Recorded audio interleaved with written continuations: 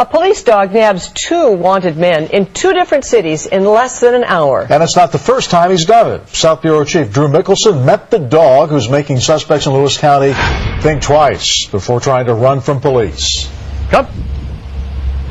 Attaboy. Kayo is still a little excited. My wife says this morning that when she took him out of the kennel, he knew he'd had a good night because he was jacked up.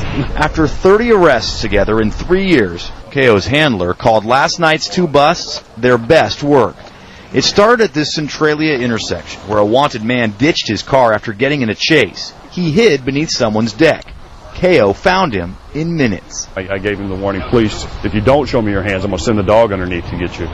And at that time, he started to crawl away from me like he was going back further underneath the house. So I dispatched the dog, and a pretty good fight ensued. As that man was arrested about 5 miles away, a suspected drunk driver ran into 2 parked cars. When he ran off, police called Kayo. The German Shepherd almost immediately found the man in some nearby blackberry bushes. He dove into some brush and pulled the guy out of the brush.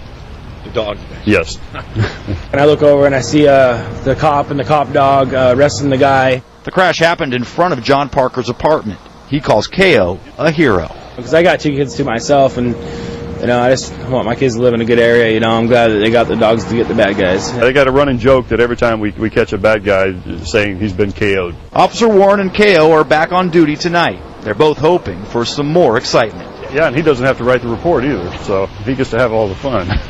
Drew Mickelson, King 5 News. Officer Warren does not think either of those men would have been found without Kayo's help. Both men were treated for bites at the hospital before being booked at the jail.